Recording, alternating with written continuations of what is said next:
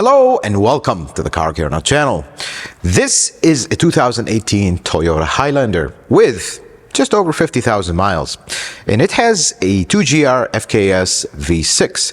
This engine is kind of starting a little trend with oil leaks, and we're starting to see a lot of them at very early miles.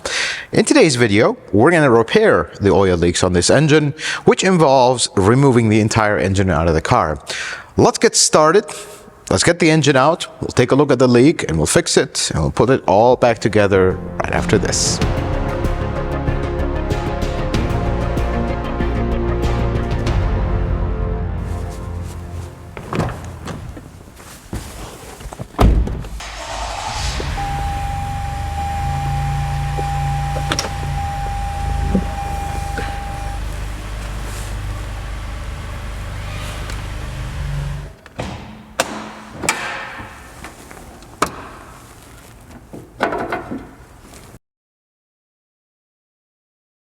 Let's grab some popcorn, let's sit down, and let's talk about the GR series engine from Toyota. So there was a time where almost every single V6 Toyota or Lexus had a GR series engine. I mean, this engine is so popular and it's in so many models that it was one of the most important engines, and unfortunately recently, they discontinued V6s of this style, the GR V6. A few models are still going, but most of them are slowly fading for four-cylinder turbos. So let's talk about the GR series engine, primarily the 2GR, which is a very popular engine. 2GR engine came out in 2005. And I gotta say one thing, when this engine came out, there was a lot of issues with it. So much that within a few years, it was completely revised and then revised one more time. So 2005, and it was a Toyota Avalon that was the first car that had that engine. It had a lot of issues. First one, VVTi gear rattle. Not the rattle you hear, that was the second gen, but the VVTi gears, especially the exhaust one, would come apart completely. And a lot of engines basically went down because of that. And then the oil leaks, and then the oil cooler line, and then the VVTi line started coming apart. And the 2GR engine, it's a great engine. It's a really robust engine, but run it low on oil briefly, and it's over for the VVTi gears. That was one of its biggest Achilles heels. Then, right around 2008, or 2007, 2008, as it started showing up in more models, come revision 2. So revision 2 took care of the initial problems of the gear just completely coming apart on its own. Things were great. That's when things were much better. It was in a lot more models now, and things were going great.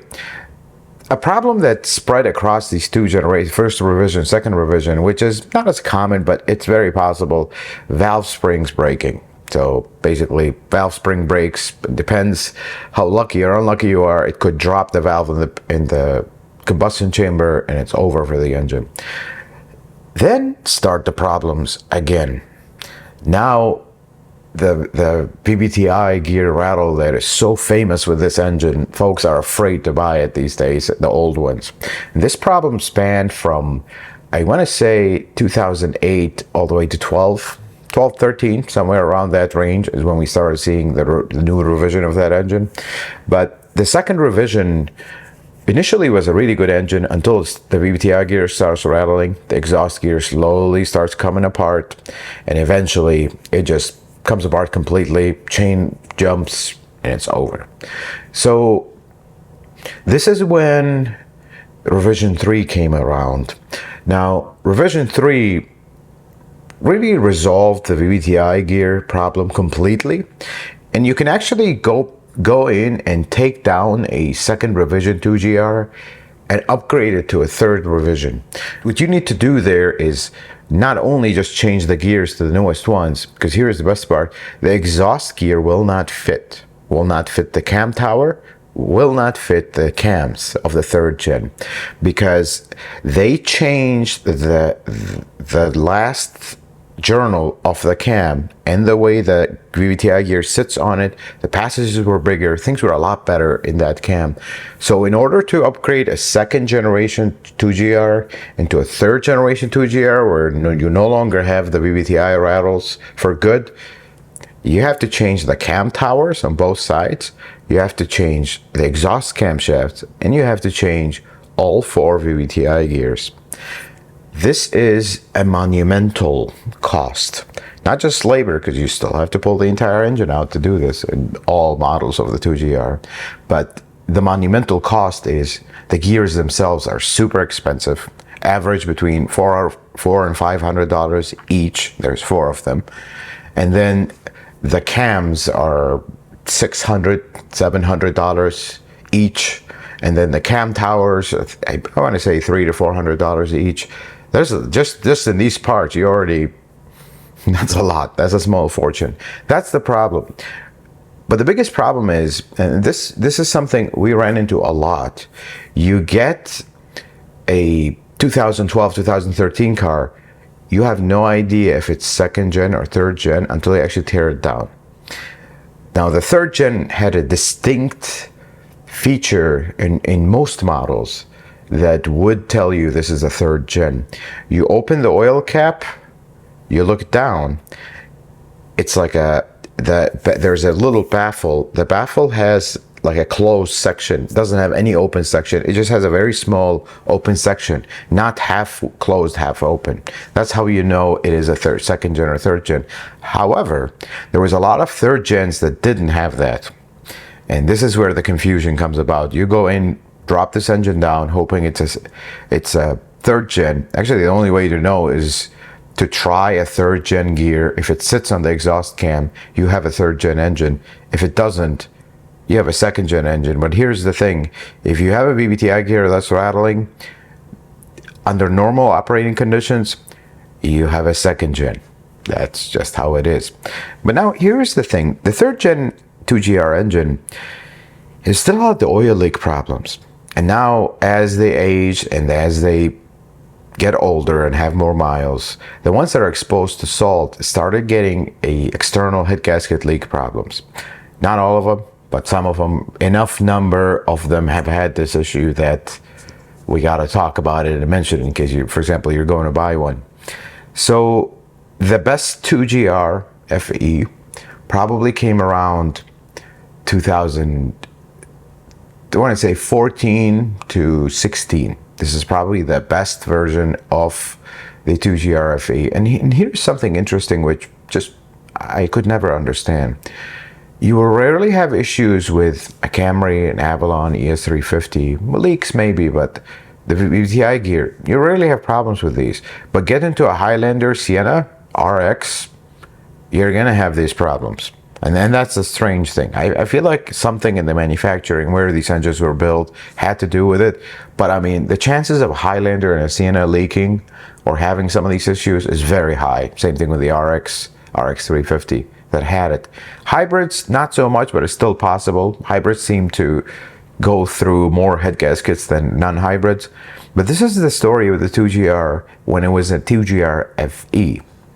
Now the engine in this video is 2GR FKS, which is officially or unofficially is the 4th generation 2GR engine. I mean, this is when they were really wanting to fix all its issues, keep it emissions compliant, just go for it where we're gonna keep this engine going. But here's the problem. The 2GR FKS never had a revision. And the 2GR FKS had a very rough start. It started with the 16 Tacoma. I mean, the problems were just unbelievable to a point where we were just looking at this. It's like, why did we do this update? This is not an update. This is not a good thing, because we were having valve guide problems, oil leaks on overdrive. We were having cylinder heads fail, either leak oil from like there's this, they pressed this little ball in a oil galley to seal it. They loved to leak in 16 Tacomas. I mean, it was unbelievable. We were doing these left and right, It just felt like that's all we were doing in 2016 was 2G RFKS in Tacoma for one reason or another. Then 2017, things got a little better. 2018, things got a lot better. But still, up to 19 is when I would play it safe with the 2G RFKS, because the problem with this engine, because it's direct injection, because I feel like they cheaped out on certain things where it's just a fragile engine. I mean, you'd think this is a fourth revision of an engine that had issues, and it was slightly fragile with oiling. I mean, this engine is unbelievable how fragile it is. And I feel like there's a lot of stuff that got better, mainly the VVTi gears, and the whole VVTi system was revised. It was a lot better. But other stuff got so cheap and flimsy that just, I wonder if it's even a good upgrade. But the biggest problem is with the 2G RFKS, it did not receive a revision because it ran up to 22, and some models 20, like the Sienna 2020 was the last year. In the RX 350 it went to 22, in the Highlander it went to 22, for the Tacoma it went to 23. It never actually got a revision. It got slight upgrades here and there, like kind of production improvements. Never really had a full-on revision like the 2G RFE. So that's where we kind of stayed with it. And now that they're getting older, and as you see, the engine is about to come out here, as they get older, I wonder, I mean, if you really want to play it safe, third generation 2G RFE, I am tied with it being actually better than the fourth generation because it didn't have the complication of the fourth generation. And I almost want to call the 2G RFKS a whole new engine, not really a revised 2GR. That's the reality of these folks. I mean, they're good engines, but they have their issues, and most of them have to do with oil leaks. And the problem with 2GR, it's a massive operation to pull it out. It's not as simple. It's labor intensive, and just that cost alone makes the jobs that are very expensive. I mean, you see this was a lot. This is very invasive. You got to pull the entire powertrain. Yes, these cars are designed to come apart like that, but still, it's a large job. And this is the only thing, if you could do this in the car, it would drop the labor charge and we're good, but you can't. There's just simply not enough space in any of the cars that has the 2GR, unlike, for example, a 1MZ, 3MZ. Well, here's the engine coming out. Let's go tour it. Let's check it out, and then we'll talk some more about the 2GR journey throughout the revisions and the years and the changes and the issues that they have.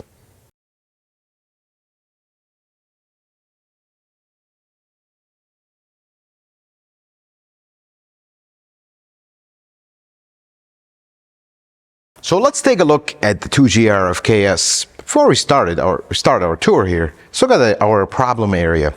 So I took this bracket out as when we were looking at it earlier. Look at all this oil right here. Initially, it doesn't look like much. It's just a little bit of oil seepage. But here's the problem. Look here. All this oil that's already burned up. And then look all the way down here. Doesn't look like much, but that's one of the hottest areas of the engine.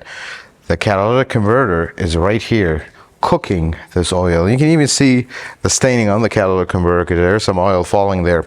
Problem with this car is, tell you a little bit about it.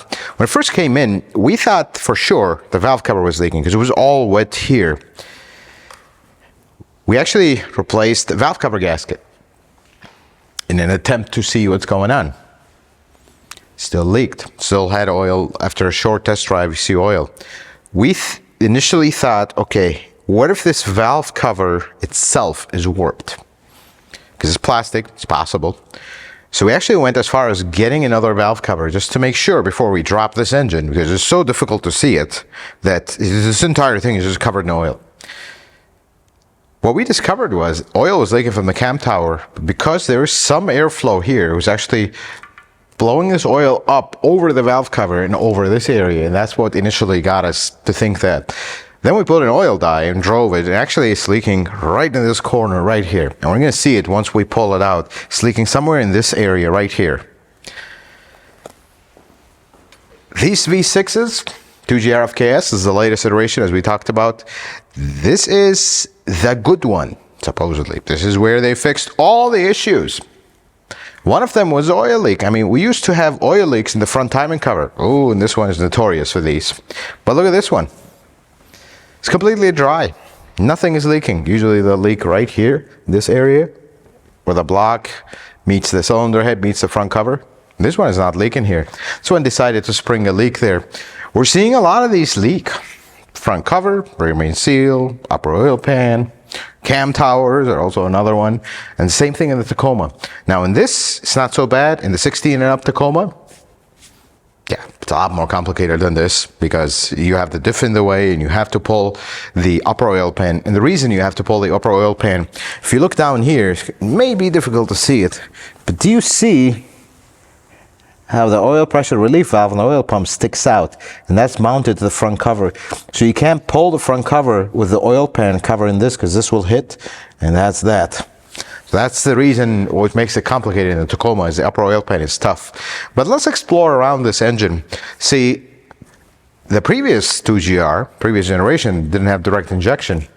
You used to have a bracket right here that mounted here. That was to support the manifold. This one only has a bracket here that supports it. Makes a spark plug change a little bit less involved, if you would. Hey, let's change the spark plugs right now. It's super simple. Right here. High pressure fuel pump is here. I wish it was in the front, so it's a little bit more accessible.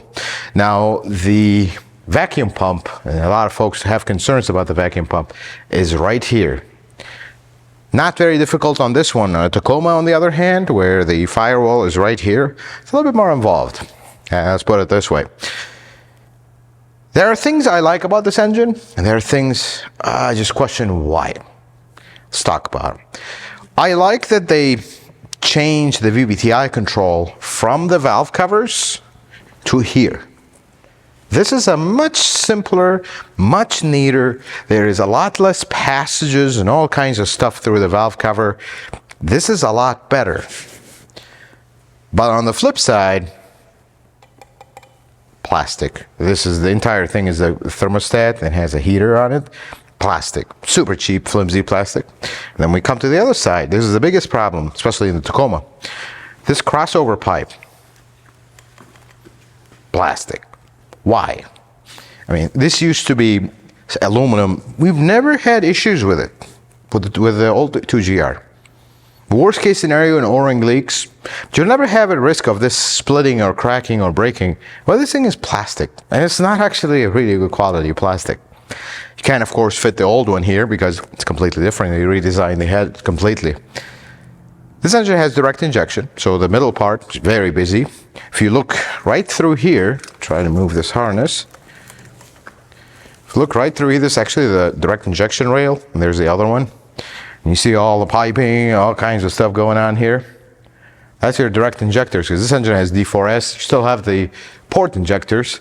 Then of course, the biggest change is plastic valve covers. Haven't seen issues. This one we thought was going to be the first one, but it's not. Turns out to be just a cam tower. Pretty interesting engine. This is, of course, the 8-speed transmission. I want to say famous or infamous. I think infamous is more correct, especially when they came out, 17, 18.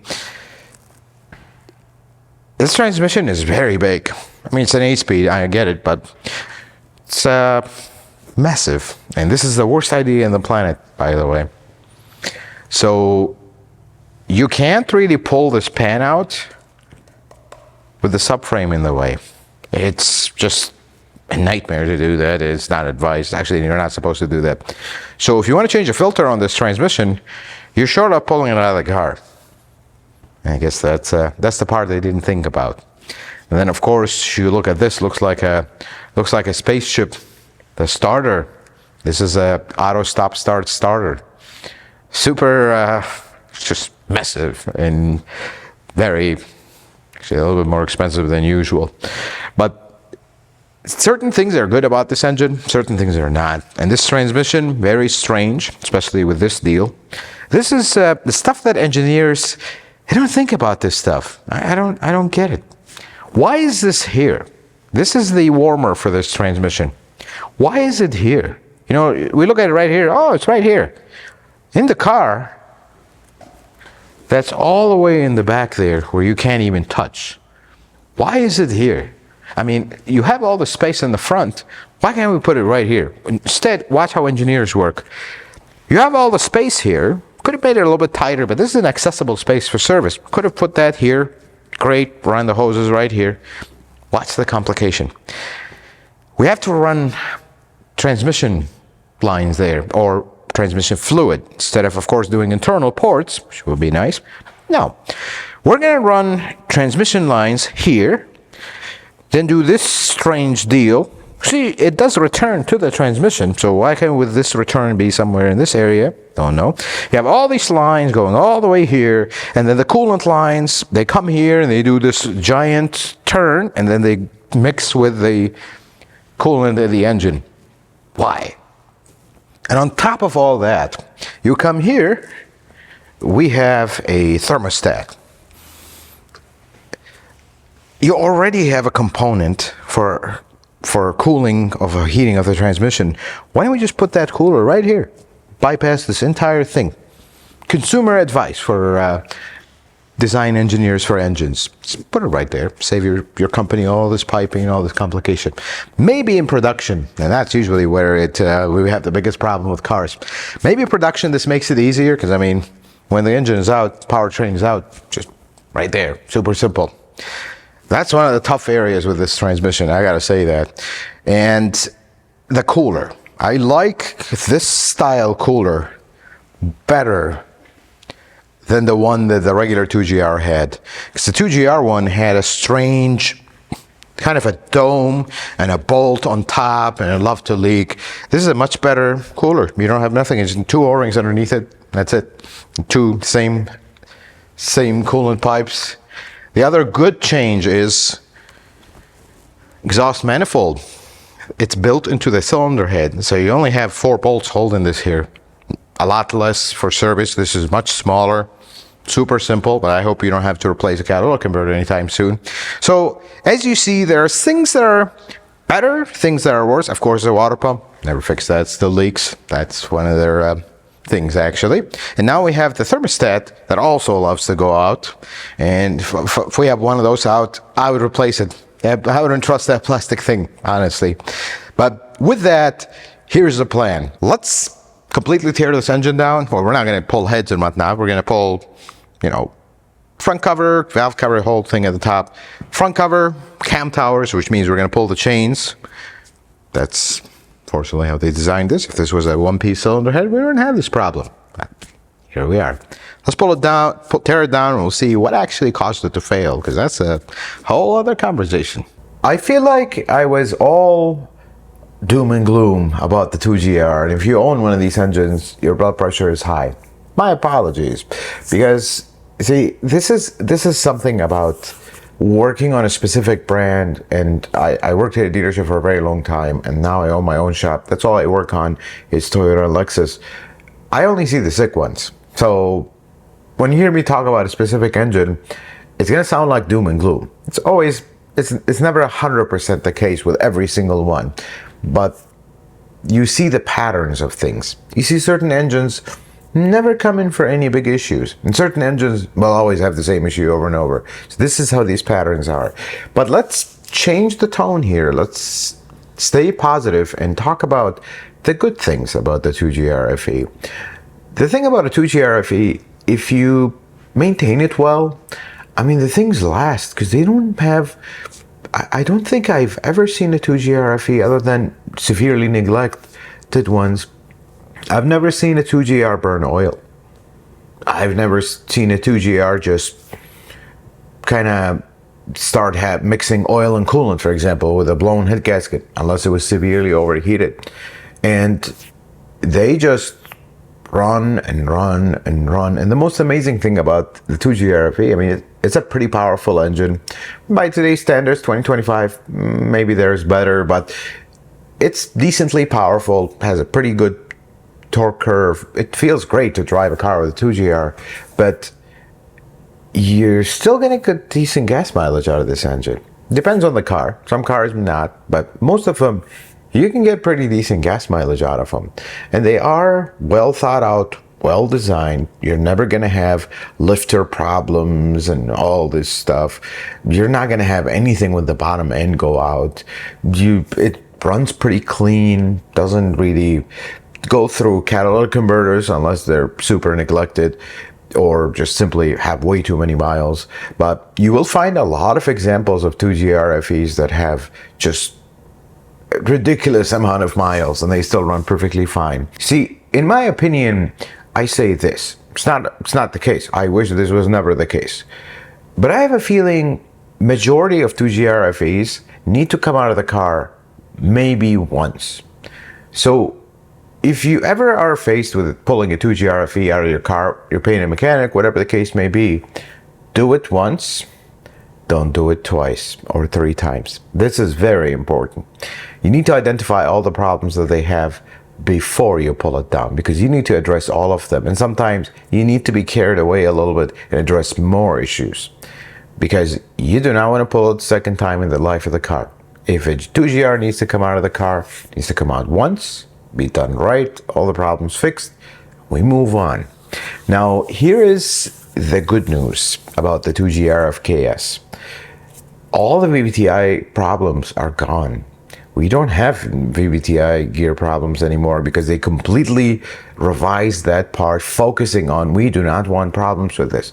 Now, in their way, they did create other problems, but that VVTi problem is gone. Now, here's the thing with 2GR FKS. It's direct injected.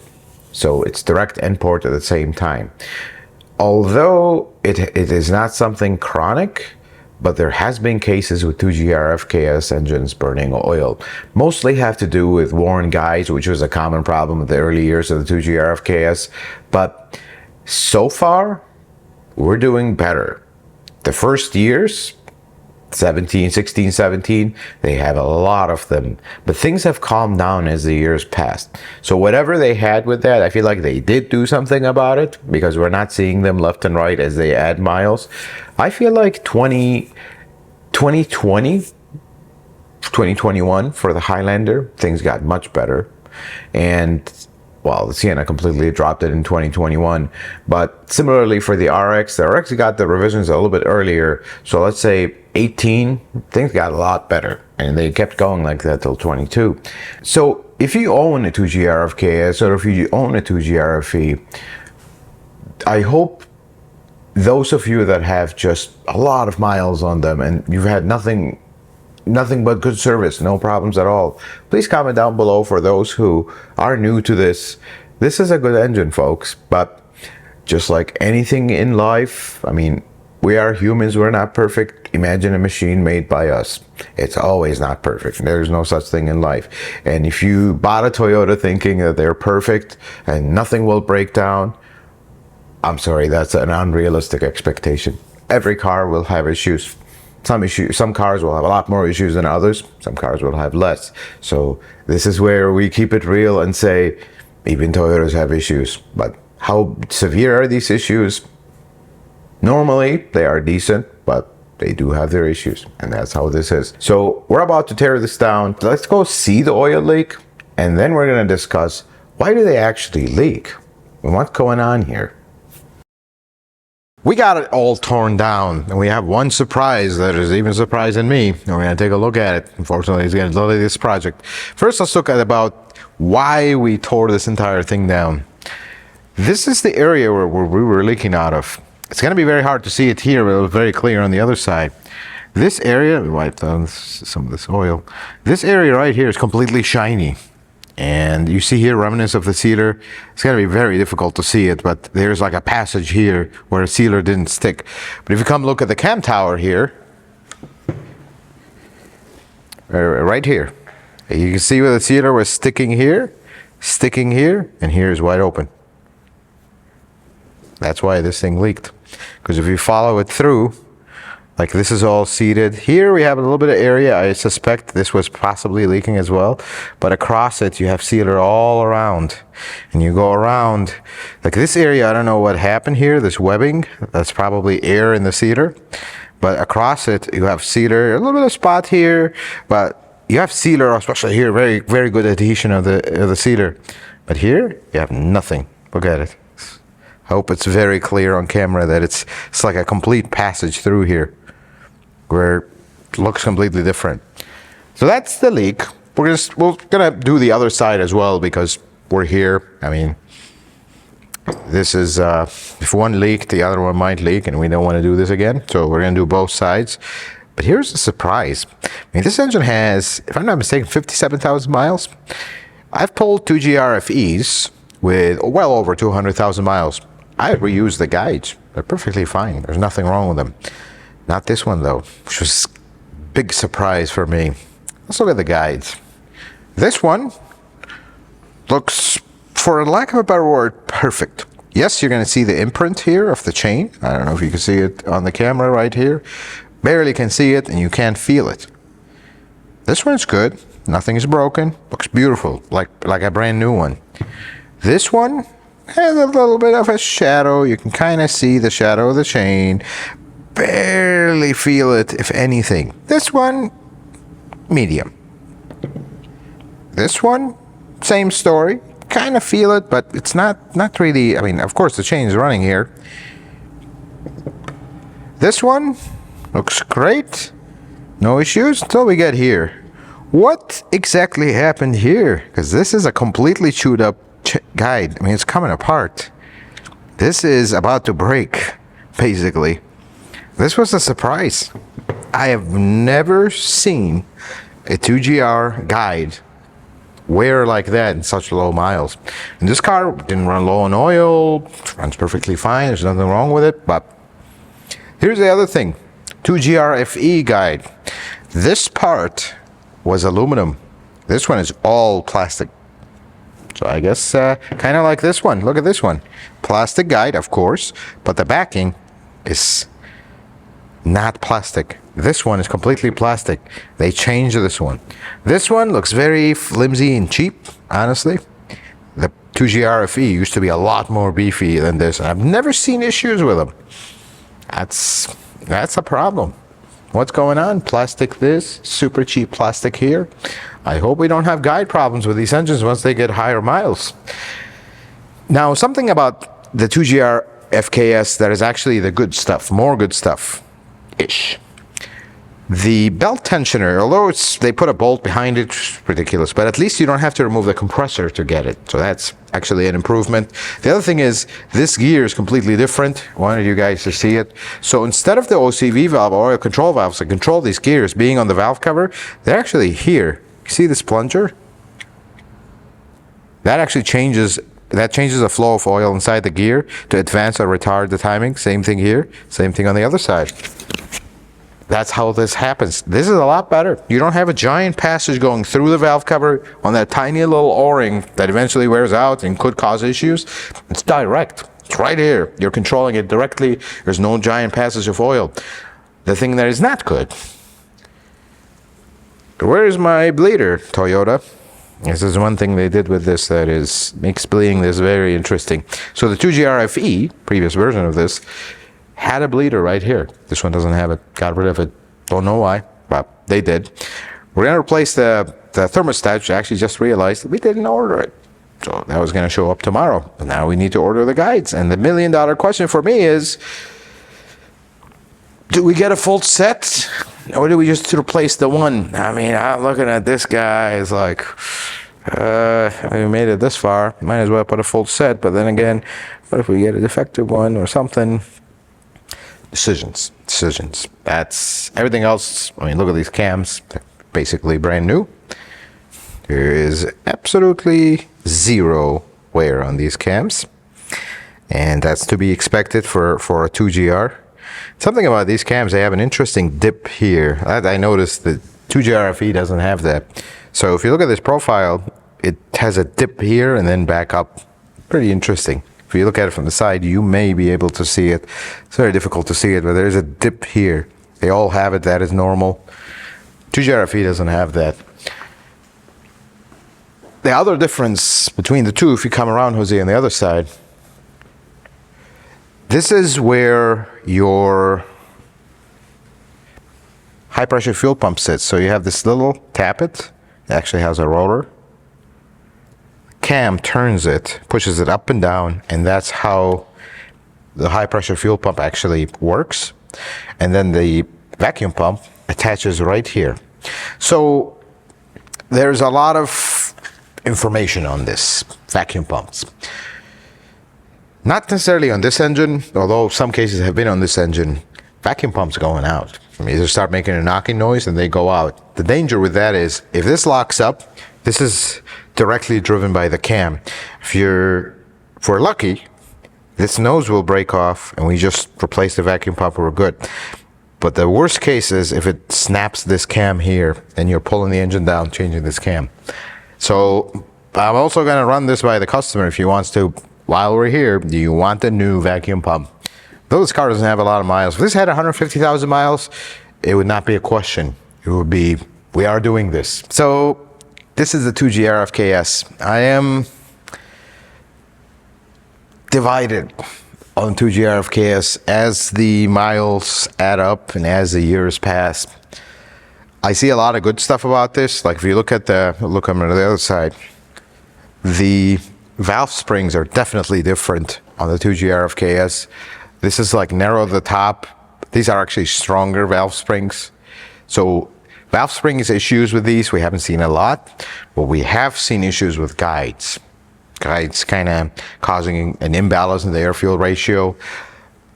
There is some issues with this engine. That's one thing we'll tell Toyota. I mean, people are so upset that the V6 is gone. If we're going to do a V6, 3MZ, not 1MZ. Some folks didn't take care of that one and it loves to build up sludge. 3MZ is really good. And then the 2GR, initially, all kinds of disasters. But then things quieted down. Things were great till this one came out. And I feel like all the issues with the 2GR FKS kind of remained because they dropped it. Although they're back in the TX plug-in hybrid on the Lexus side, but we're not going to have another revision of this engine. So I feel like all the ones that are out there, they potentially, as we're going to talk about in a little bit here, why these leak. I mean, I don't understand. And the new V6 that they came up with, I mean, it's kind of infamous already, but takes a lot from this, but also takes a lot from the A25, the whole dynamic force stuff. So I hope this doesn't become a normal sight in our shop. It's not. We just actually, literally last week, we did another one. That one had a rear main. We had to pull the engine out of the cradle here and do that. It was 17. But it seems like the worst offenders, 17 and 18. We've seen a few 19s. Haven't seen a lot of 20s or 21s and up. So I hope there was a revision, but there's not an official revision where things obviously changed. But I hope they change stuff because if we have to do this a lot to GRFKSs, the engine is going to kind of fall off the reputation of this previous version, which is the 2GR FE. That one is great, especially toward the end. Things got better. They do have their leaks issues, but I'm really concerned about that guide. That's not good. That's really not good. And not good it is. That guide was actually a big surprise, and I'm hoping, I don't want to say this, but I know it's going to happen. The next 2G RFKS that we get for front timing cover, for example, I'm going to intentionally take the guide just to kind of follow up and see, because we do a lot of 2G RFKSs for leaks, and we don't take the chain. Maybe that's why we didn't catch it in the past, but I have done enough of the cylinder head guide issues, but I haven't really seen a chain guide do that before. So this was kind of a surprise. I mean, this car is well maintained. You see how clean this engine is on the inside. That was a big surprise. I'm going to keep an eye on it. If I see it become a pattern where every single one is having that, I will update you guys in a video in the future. But for now, let's talk about why do 2GRs leak? I mean, not just the 2GR FKS, even the regular 2GR. And Toyota, if you're watching, you discontinued the 2GR. I think we could talk about it, statute of limitation thing type deal. So this is not 100% like confirmed and acknowledged and publicated, but this is from talking to folks, and kind of they really wanted to resolve this issue, and I feel like at some point they did, hopefully. The new dynamic force engines, they are much better with oil leaks, although certain ones are having some oil pan issues. That's simple. Here's what happens. See, most folks think that, and this is where the whole V35 thing happened, and we don't want some dealership technician to put this engine back together. We want the factory engine. Here is the reality that most folks are actually not aware of. And if you work at one of these engine factories from Toyota or another manufacturer, please chime in and please don't take offense to this. See, the number one criteria for a factory worker or someone that works at a car factory, they need to not know what they are assembling. Meaning, they will never hire a mechanic at a car factory. Never. We are just banned from working at factories because they want you to follow directions without questioning. They don't want you to add your 2 cents. They don't want you to think outside the box. Oh, I know a better way. No, they don't want you to do that. They want you to follow directions that an entire department with multiple very talented engineers set this sequence of production where we're going to do this step, move to the next one. They don't want you adding to that or taking away from that because you know better. See, if you put a mechanic assembling an engine in a factory, there's a lot of things they're going to look at it as like, that doesn't work. That's not a good idea. Well, let's do it this way.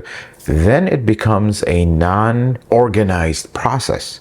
It becomes a kind of a random, like we always joke about, this is a Friday car, that's why it's like that. This is, well, maybe in the past it was. That's not the case today. There is no such thing as a Friday car. That's a reality, folks. So the folks that assemble the engines, they are not engine builders. You know, sometimes you look at companies like AMG, it's hand built by one person. Maybe in that case, they're an engine builder, but in everyday cars, the person building the engine is not an engine builder. They are a factory worker, very skilled at what they do. Please don't take this as an offense, as a minimizing statement. It is not. They are very good at what they do, and what they are very good at is following directions without question and being very efficient at following this procedure and completing it in a record time. Now, they have all the resources of the factory and the engineering team that kind of build the production process, that everything is streamlined and no step is missed, and that's vital. But here's the problem with the oil leaks. See, when you assemble an engine, I mean, you're adding oil to certain components as you assemble them. For example, when you're putting the front cover, you've already put oil on the lifters and oil on the cam journals and all that. That's part of the assembly process. Some of that oil will run down. And there are 2 theories internally within the Toyota technician world, and kind of talking to back and forth, and this is like the internal gossip, if you would. There's 2 theories why these engines leak. I mean, there's nothing in the design that makes them leak, but there's something in the assembly that makes them leak early. The first theory is contaminated gloves, and this is going to not make sense initially. Allow me to explain. So the person that is installing it, let's say they're assembling this engine, they put the cam towers on, and they just assembled the cam tower and then installed it. Well, they just had oil on their gloves from putting the cams in and putting oil on the journals before they close it. They are supposed to change their gloves as they move to the next step, which involves handling sealer. Well, they didn't. And now when they carried that cam tower, they actually added oil contamination to the surface, and that's why they leak. Because sealer, some folks really dislike sealer. Sealer is one of the greatest inventions in modern automobiles. Folks, you need to know that. This is one of the best things. They work better than gaskets 100 times. So the biggest thing with sealer is you need to have 100% oil-free surface. Both the surface where the sealer is going to sit on, be applied on, and then the other surface is going to receive it. This is vital. This is the only thing. If you do this part right, It will work. It will not leak for a very long time. And it will work 100 times better than any gasket. But if you don't, it's gonna leak. There's no way around it. Now, it's not gonna leak immediately, but it's a compromised sealant application.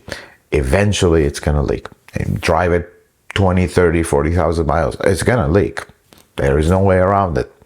So the theory is surfaces are getting contaminated because we are not switching gloves to clean ones when we are handling surfaces with sealer. That is theory number one. Theory number, which is very valid. I mean, it's very possible a person just didn't have it in the instructions, or they didn't think it was, oh, the gloves is clean, let's do it. That's very possible, folks. We are all humans. We all make mistakes.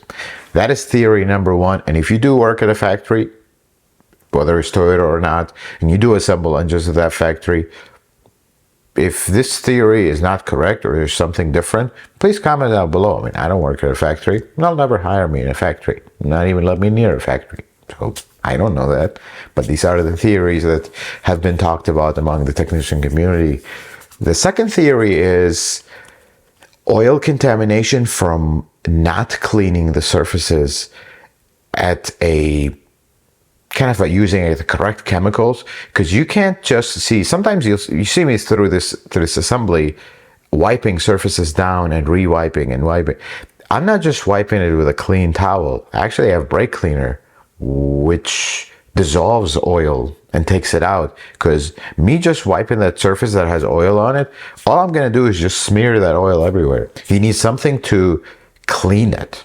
Like, you know, when you're about to put something with adhesive, you're going to put like an alcohol wipe or put some alcohol to dissolve any oils, and you let them evaporate. That is very important. So when I'm tacking down surfaces, I'm using brake cleaner on that towel or rag that I'm using to make sure I don't smear oil, that it is oil free.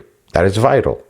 So the theory is, and the 2GR, where it loves to leak, all the areas that it loves to leak, when you assemble an engine, oil will pool in that area and start coming down, like on where the head meets the block meets the front cover, that corner that loves to leak.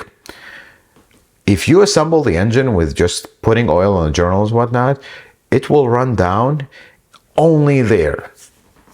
So if you don't wipe it down, or you don't wipe it down with something that's gonna kind of degrease the surface, well, you're gonna have oil there. You're gonna put the sealer, it's never gonna adhere, and it's gonna leak. And then the cam tower, the exact spot that the cam tower leaks at, same thing. And here's the best part. We're slowly going to kind of hijack this video to another engine, the UR series engine, notorious for cam tower leaks. And if you've ever assembled a UR series engine for the cam towers that love to leak, you will know how much oil pools in that exact corner that they love to leak from. And if you don't continuously dry that area and continuously degrease it, you're going to arrive it's going to leak again. That's the problem. And you might be wondering, well, how hard is it? Just wipe it down. It is very hard, because the person assembling this engine follows directions. That's their job, is to follow direction, do their tasks very efficiently and very quickly, because it's an assembly line. The more cars they make, the more cars they sell, the more money they make. It's a business, folks. So if this step was not added to their roster, they're not going to do it. And this is the problem.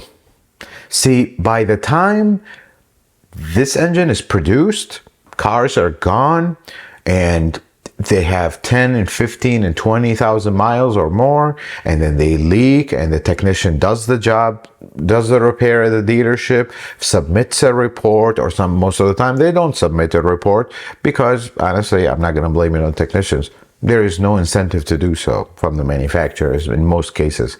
So submit a report, and that report goes back to engineering, and they review it, and they look into it, and they investigate it, and they found, oh yes, you have already produced hundreds of thousands of cars by the time this whole process happens. So that's why we have problems. But what I completely cannot wrap my mind around is, okay, we had these issues, let's say the first 5 years of the 2GR run. Well, it's not a state secret that these engines love to leak oil from the front cover, from the cam towers, from all kinds of places. Why don't we make a revision? Because here we are, 2GR FKS. I feel like it almost leaks oil more than the 2GR FE. So whatever is causing this, if it's other than these two theories that are out there, it's not resolved. It's resolved with the dynamic force engines to a point, but not resolved with this one. And the thing with the 2GR, with the dynamic force engines, and just to identify what these are, the A25, the M20, the T24, the V35 even, V35, the infamous V35, they did so much to bypass that area where the head meets the block, meets the front cover. I mean, they went to such a length to not have sealer in that area. Well, why don't we just apply the sealer properly? Because some 2GR engines go hundreds of thousands of miles without any leaks. And some of them leak at 10,000 miles. This is the mystery. I don't understand why couldn't they find a way to resolve this and really look into it, because they never did. That's a final statement from me, and I hope I don't step on any toes here, because that's the truth. Otherwise, why am I taking a 4th generation engine that the cam tower is leaking? And folks, this is just one engine. I've done so many of these. I've been in so many 2GR FKSs. It's the same thing as a 2GR FE. They love to leak. That's their thing. And it's not just this engine. Talk to any UR series engine owner. Cam towers, front covers, same thing. And it's all the UR series engine is a 2GR with 2 more pistons. It's almost identical in the way it's constructed. It's the same generation engine. So it has exactly the same problem. Now, here's the interesting fact about the 2GR series engine. It is being slowly discontinued. I mean, in the mainstream models, it's done. It's discontinued. It was surprising that they brought it back in the TX plug-in hybrid, but the only cars you'll have a GR series engine in today is some Lexus models, very few, not really high volume models. That's it. It's done. There's no more 2GR. And 1GR is being dropped in the 4Runner, and the Tacoma no longer has a 2GR.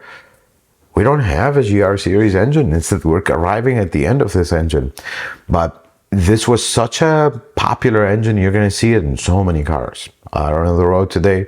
I mean, sometimes I drive to work and I just look around like, oh, there's a 2GR, 2GR, 1GR, 4GR. Hopefully you don't have a 4GR, but that's one of the worst ones in the IS250, GS300, but they're everywhere. And before we wrap up this section of the video and we get this completely done and get it back to the customer, I want to briefly talk about the V6 of today, the new V6, the V35A. I mean, the V35A on paper has everything that the 2GR didn't have. It has a very sophisticated VVTi system, has a very sophisticated, actually, turbo system, and folks don't like turbos. I get it, I understand, fully understand that. But it has everything on paper to be a worthy replacement of the 2GR engine. But, of course, unfortunately, problems and the massive recall and the whole thing with the debris. And some folks will have, we're not going to get into this too much, but some folks have theories that there's something they're hiding and all that. I don't think so. I think it's just debris. It makes sense, but it's kind of interesting that they didn't deal with it accordingly in a timely fashion. And that's, I think, what made it bad. And the overpricing of these new cars and whatnot, it's all added up to a big problem. But if they get the V35A right, and we don't have years pass, and we don't have a single failure of the new revised version of the recall and the ones that are making now, I think the V35 is actually worthy of that. The only problem is very complicated engine. But 2GR FE, simple engine to work on, but anything you need to do with the front cover, it's got to come out of the car. So the complication level is about similar. if you would. Certain DIY tasks are not as simple, like spark plugs, for example, a little bit more involved. But I hope they get the V35A right. But folks, I'll tell you this, nobody is perfect. And if you were under the impression that Toyota is perfect and their cars are perfect, they don't have any single issue, that's not real. Otherwise, my shop wouldn't exist, dealerships would close down, and there is that. That's the reality, folks.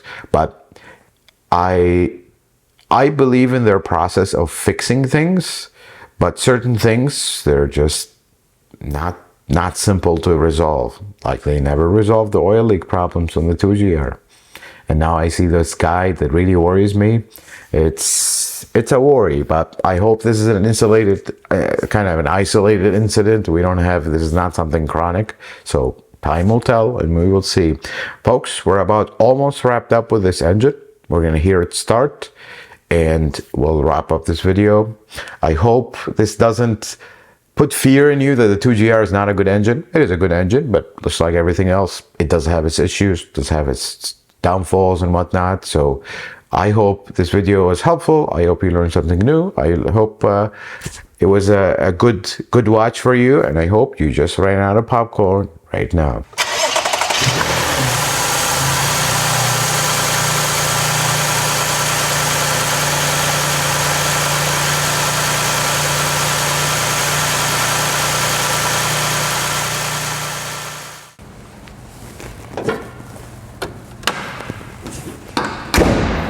That is one job done. Folks, 2GR FKS, good engine, does have its quirks though, just like 2GR FE.